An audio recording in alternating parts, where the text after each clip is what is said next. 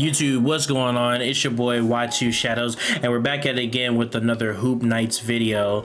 And today, what we're going to go ahead and discuss, we're going to talk about two of the three best teams in the NBA, the Oklahoma City Thunder and the Boston Celtics. Before we get into this game and matchup that happened tonight, go ahead and leave a like, comment, subscribe. Go ahead and leave your guys' comments down below. I want to see your guys' takes on certain games, on the league, state of the league, how we're feeling. Definitely this game, because this is one of the matchups of the year that people were anticipating, and a bunch more hoop stuff. But yeah, go ahead and turn on post notifications as well. Let's get into it. So, the Oklahoma City tonight, they beat the Boston Celtics 118-112. SGA and Jason Tatum had a duel tonight. SGA, I believe, ended up with 32 or 33. I know Tatum had 33, but SGA, did he have 30? Oh, he had 34. My bad. My apologies, SGA. Let me not distract you. SGA had 34 points tonight. As you can see here, SGA with the stat line 34, 7, and 5 was a +3 and a plus-minus stat. SGA was hooping his ass off. And Jason Tatum ended up with 34, 8, and 8, almost an actual triple-double here, +4 in the stat line as well. SGA versus Tatum did not disappoint, and neither did Boston versus OKC here. To kind of how the start of this game went, Oklahoma City got out to an early 9-0 run. They just made it tough on Boston to make shots. Oklahoma City was hitting everything early. Boston just couldn't make a basket. Then after Mazzulla hit the first timeout, then Boston's magnet ball kind of activated. Al Horford had hit 2 early threes. Derek White came in with a 3. Tatum got 1. Like, they started hitting threes pretty quickly. And then that's when the game started to pick up, and you seen get the pace of play started to pick up and increase. Better offense, better defense, all that good stuff. In this game here, one of the key points that was going on is obviously the Celtics are still without Porzingis. Porzingis is dealing with this unknown illness that nobody knows about, and we don't have a timetable on when he was going to come back. But J-Dub, Jalen Williams, was actually announced going to be out, and J-Dub didn't play tonight. The good thing is there's a report from Mark Daigneault and Shams that he's not expected to miss a ton of time, but he does have a hip injury right now. That's what kept him out for tonight, so they kept it out as precaution. But they didn't need him because a couple key people stepped up tonight, which were Chet Holmgren, which needed to step up. He was going to be in the number 2. Chet had to step up, and we got contributions from everybody in the bench, but more specifically, I'm going to look at Cason Wallace. Cason Wallace tonight, not gonna didn't have to do too much. 5 of 6, really nice efficiency. Only missed 1 shot. Had 4 rebounds, 3 assists, 14 points, but was a +13 in the stat sheet. Cason Wallace was one of the key defenders on this Celtics team and making life hard. More specifically for Derek White. Derek White was the second leading scorer on Boston, but after a certain point, Derek White was struggling and was getting kind of abused, and Cason Wallace and them played pretty good. Jaylen Brown tonight, Hall of Shame performance. Shameful performance for night from Jaylen Brown. 10 points, fouled out with 4 minutes left in the game when Oklahoma City was up 4 or 6, and Boston had just hit a shot, chance to be able to, actually no, it was a 4-point game. It was 4 minutes left to go. Boston having a chance to reclaim some momentum and try to take a late lead, and Jaylen Brown did a dumb foul on Chet Holmgren when SGA passed it to him in the paint and fouled out. And then just, again, all around a Hall of Shame performance. Was terrible for the field tonight. 5 of 15. You pretty much, you shot more than you actually scored, and damn near made as many buckets. Damn near made it. Look, half of your buckets. Oh man, yeah, didn't hit a 3-pointer at all. Just was not good at all. Drew Holiday wasn't great either. Drew Holiday, again, only ended up with 9 points. Drew Holiday wasn't great. Peyton Pritchard, he's a bench dude. I don't expect too much from him, but actually, no, I can't say that because he played 24 minutes, so you got to expect a lot more from Pritchard if he's going to be in a game. It was 2 of 9 for 3, 3 of 13. Awful. Tatum, though, was pretty good. I mean, Tatum shot above 50% for the field, 52% here. 4 of 13 from 3 is not the best, but I mean, making 4 threes is going to be better than a lot of teams, so you don't want to complain too much. One of the things that I had seen, right? I didn't watch ESPN's halftime too much, but I watched a little bit. They mentioned at the halftime, they said that both of these teams had shot like a combined amount of like 63 pointers, I think they said, like, yeah, actually no, Boston in this game shot 63, but between both teams together combined at the half, it was like 63 pointers. It was the most threes attempted in an NBA game ever, like in an NBA first half ever. So it was definitely like crazy from there. Boston tonight, I don't know what Boston really decided to feel like, why they were so comfortable shooting this many threes, but Boston wanted to shoot threes. They shot 3 ball and they did. I mean, making 23s is gonna be what beats a lot of teams there, right? But in the end, though, when it comes down to it, the turnover game was pretty decent as well. I mean, they're both right there. Boston at 13, OKC at 12. But pretty much at the end, it came down to the role players outplaying the other role players, and then Chet Holmgren being really, really good tonight definitely turned the tide here. I need a lot of people in NBA media to stop disrespecting Oklahoma City. A lot of people have said stuff like, oh, the Lakers can beat them, or they think maybe the Timberwolves, or maybe even Denver, right? Because Jokic is the best player in the world, all that sort of stuff, like yada, blase. I need people to really understand, though, that we're talking about SGA, who is a top 3 player in this game. I would say right now, I would say Jokic, Giannis, and then SGA would be the third best player in the world. We're talking about a top 3 player who's leading an MVP. Clearly, the lead should be the MVP. I don't want to hear no shit about Jokic. It's very clearly SGA, and they're gapping the second seed by a mile too. SGA's averaging over 30 and has got like what they said. They did a stat tonight. NBA came out with a stat. He has like out of 60 point games, not 60 point. He has like 60 20-point games, which is like, what they said, it was like top 5 ever, like when it comes to in a thing. Actually, no. So here's what he did, right? So he's the 7th player ever to record 60 straight games with 20 plus points in a season. 60 straight games.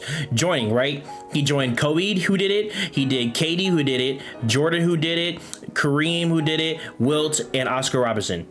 So 60 straight games of at least 20 points. Like, he at least bare minimum had to get you 20 points, and he did that 60 straight games. I don't want to hear a lot of people discrediting OKC.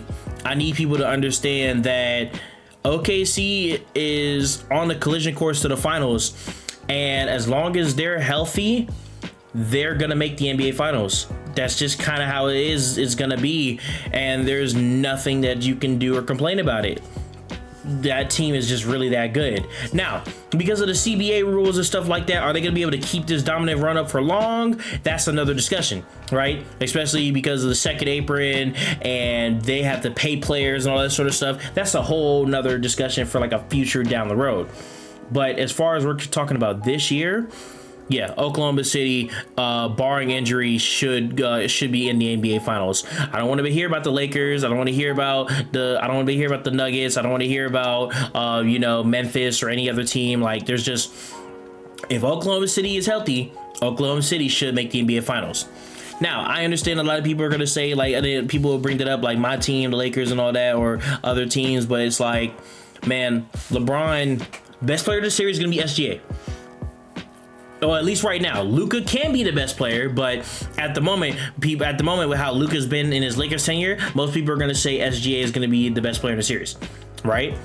Now, the second option, obviously, second option, LeBron's better than everybody on OKC, but when you start getting into the rotations of their roster, you're gonna say Chet Holmgren is better than Jackson Hayes. Yes, you're gonna say Hardenstein. Well, and Chet Holmgren's not even he's not even the center. They'll probably have Hardenstein running, depending on like their matchups. But you're gonna say J-Dub. You're gonna say J-Dub is better than Austin Reeves. Now, that's kind of a thin margin, but most people are gonna take J-Dub over Austin Reeves. And are you gonna take? Are we gonna take Cason Wallace over Rui? That's kind of a debate. You can make a debate on that, but Cason Wallace is definitely a better defender, and so is Lu Dort. Lu Dort's gonna be a better defender for sure. And then are they? I don't know if they're gonna keep starting Aaron Wiggins. I don't yeah, Aaron Wiggins. Yeah, I think A. Wiggins. Actually, no, it was Cason. Yeah, Cason was coming off the bench. Yeah, so they're gonna put. Their starting five is Lu Dort, Wiggs, Holmgren, J-Dub, and SGA. So if we look at the Lakers starting five, it's gonna be what Jackson Hayes, Braun, Rui, Austin Reeves, and Luka. I mean, yeah, it's like damn near even across the board, I would say. But when you get to deep into the bench, then the Lakers bench, they got Gabe Vincent, they got Dodo. Dodo's nice, really nice, but you got Isaiah Joe who can light you up at any time. You got an actual backup big in Hardenstein, and the Lakers don't have a backup center at all. Then also Cason will be coming off the bench, a defensive dog, really like, and younger. Like Dodo is nice, but Cason Wallace is younger. This year's Laker team, I don't see it. I'm just pretty sure that OKC is just going to be on the path to the finals. I also kind of feel strongly about Boston as well, making the finals as well, because I'm looking at Boston's squad, and Boston squad, again, as healthy, it's hard for anybody in the East to be able to beat them. The only team that can, obviously, is going to be Cleveland, but being fair, but let's be real about Cleveland. Donovan Mitchell, out of all the games this year, yes, they went 2-2, but Donovan Mitchell has been the main person to show up. Evan Mobley and Darius Garland have been inconsistent a lot of these games, and when you're trying to go 7 games or the distance with Boston, you're gonna have to show up in these games. You can't just have these 10-12 outings or these under 20-point outings and not be a factor. You're gonna have to be a factor, whether it's grabbing boards, whether it's playing great defense, steals, blocking shots, and all that. Like, if you're not gonna score points, you gotta matter in that series. And so far, besides the most recent game, Evan Mobley wasn't really a non-factor, and Garland, outside of this last game too, Garland's been struggling a little bit too against Boston. So as of right now, I would probably have to pick Boston in that series. I wouldn't want to, but yeah, I had to pick Boston, and right now it looks like we have a collision course for the NBA Finals. But yeah, let's kind of get into a couple of these highlights real quick. I just want to notate, I just want to bring up just a couple of key foot points and notes. So I want to bring up, let's see. So here, first things first, right? They got the standings. Welcome everyone to NBA. So pretty much, right? These two are locked. These two are pretty much locked. You're not gonna see Boston drop down to 3. Cleveland's number 1. OKC is gonna be number 1. We know these are locked. This group right here is very, very interesting because we have no clue where any of these are going to land up, especially with Braun being out for a while. The Lakers could drop a couple more spots. So we have no clue where the Lakers could end up landing. And also Golden State's sneaking up. Minnesota got a huge win tonight against Denver, actually, matter of fact, because with that loss and Memphis winning, Memphis is now currently the 2 seed, Denver's the 3, and LA's the 4. So anything can happen in the NBA, and it is a crazy feat. It is definitely a crazy feat. So, yeah, it's definitely some crazy. So, all right, I gotta finish this video real quick because I just got a text from the homie, from my little brother, not the homie. My little brother saying he needed me to come pick him up, but let's go ahead. Let's kind of look into it real quick. Presented by DoorDash. Look at the season on the basket. 2:20 into the ball game for the Celtics. They're 0 for 5. Case and Wallace with a little bit of Case and Wallace, that was a nice drive. Where's SGA's joint? Like, did they show it here early? I'm trying to figure out where it was. Because this SGA got a crazy buck here. That shit was insane. Yeah, here it is. Yep. So here we go. So SGA, one thing, also another thing, another thing too with Jaylen Brown fouling out when he did is, I mean, again, they lost. Like, I know he only had 10 points and he was shit tonight, but they had to play Peyton Pritchard in the clutch, and they attacked Peyton Pritchard a lot down the stretch. Peyton Pritchard's not a good defender by any stretch of the imagination.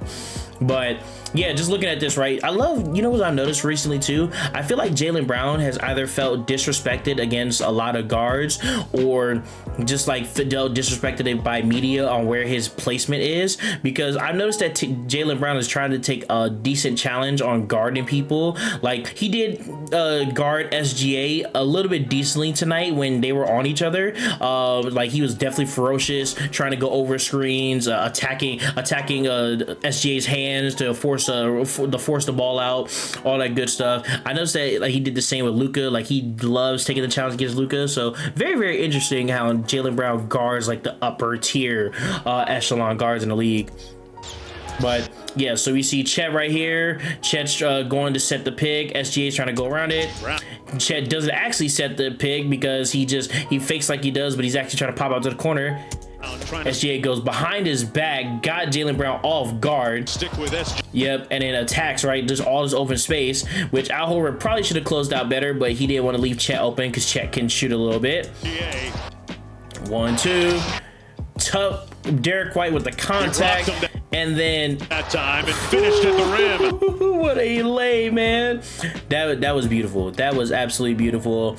But yeah, literally after the timeout, right, when it was 9-0, it was right here. So going back, it was Al Horford who made the first shot, right? Was it Al Horford? I think Al Horford 3 right here. Tatum out top off the Horford screen. Yeah, Al Horford 3. Yep, that's what it was. Yep. Holmgren switches onto him. Horford open from deep. Yeah, Al Horford opened it up with the 3. Al Horford, by the way, I ain't gonna lie, like, I take Al Horford on that shit.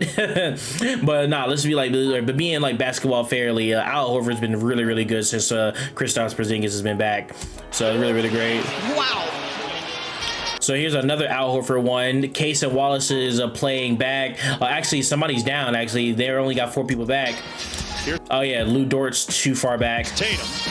Horford made the last one. That's 2 in a row. Yeah, Lou Dort was recovering back from defense, and you leave him Al Horford open. I gotta tell you, Mark.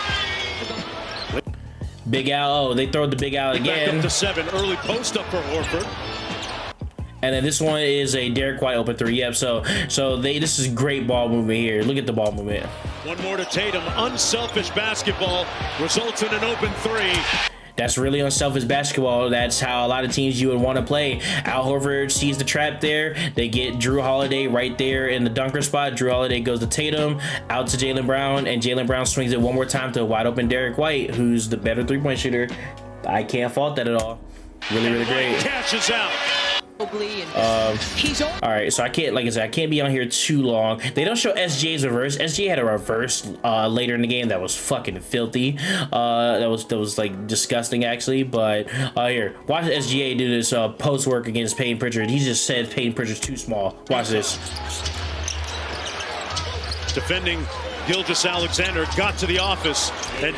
I don't think I've seen a guard get to his spot this good. Like, maybe people, like, if people want to bring up Devin Booker, maybe, but Devin Booker wasn't getting to his spots like this.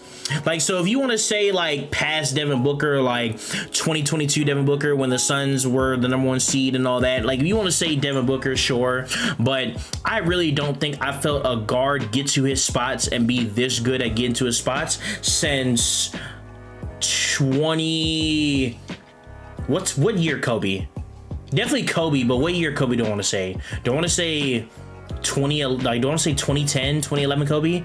Shoot, I could probably go, yeah, like, it's been a while since I don't think I've seen a guard, like, especially this guy, and he's really, really good. Defense, too. Oh, man. Checks in with the turnaround. Tatum out top around the Cornet screen. Dort with the contest. Tatum. And Tatum just hitting threes and stuff. Tatum did pretty well.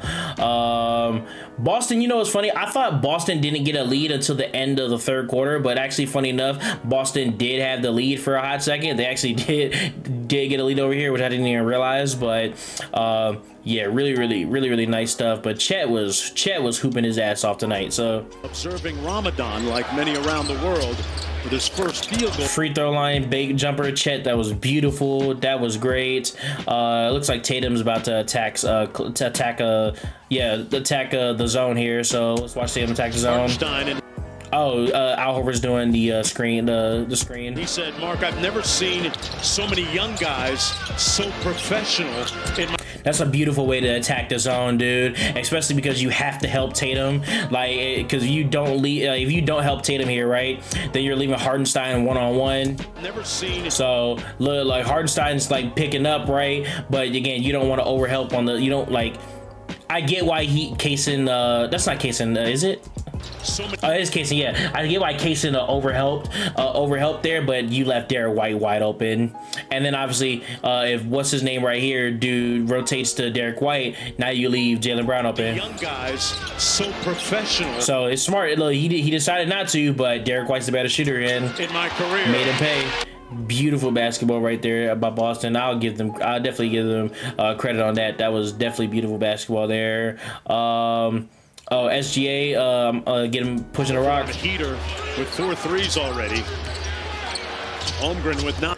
Oh yeah, he threw a fucking dart here. Caught that one coming in hot. Yeah, that was SGA. That was crazy. Throwing a dart like that. That was nuts. I don't know. I wouldn't have did it. Throwing a fucking beam like that, like beam that. That was crazy. I personally think that was nuts. Oh, here. Here. We'll talk about this one real quick. To squeeze one off against Brown. No whistle. Oh! Look, I'm not gonna lie to you, man. Like, I got Luke on my team and I got Reeves on my team. So yes, when it benefits my team for sure. But being in general, like as a league, let's just be fucking for real. We gotta stop with the grifting and all this. I'm actually glad that the refs didn't call it and let him play. Off against Brown. Cause realistically, right? I mean, yes, I guess technically it's a foul, but come on, man. Like, let's be real. Let's play real basketball. Like, you're not doing this shit in pickup. You're not gonna be doing this. Like, bro, let's be for real. Play straight up basketball. But SGA, I'm not gonna lie, great recovery, cause he definitely lost the ball trying to get the fucking foul and threw the ball up. No whistle. Oh, he got it. That I will say, I'll give him credit for that. That was great recovery to find the ball in that moment there. And then is there any other notable highlights that I want to bring up? Here, yeah, actually here. I do want to get to here. So the game, this is where the funny thing, the game switches momentum, and this is how like Boston ended up losing the game, right? So about 8 minutes left to go. You see here, 98-95, OKC got a 3-point lead. Celtics have a 21-point advantage from 3, but the way OKC is hanging. Look at Al Horford. Is there a disparity from the free throw line? Left it wide open again. So with 8:13 left to go, it is a tie game, right? And then from this point forward, until Derek White gets an and one, OKC goes on a 15-4 run. Watch this. Jaylen Brown locked in on SGA. Isaiah Joe, one more to Kenrich Williams. Unsupervised from the corner. Shout out to Kenrich Williams, by the way. Like I had seen dude for a little bit, but I didn't recognize his name. I didn't really recognize his name much. SGA is on the JOB tonight, folks. Hold on, was that an SG? No, that was a chat bucket, I think. Oh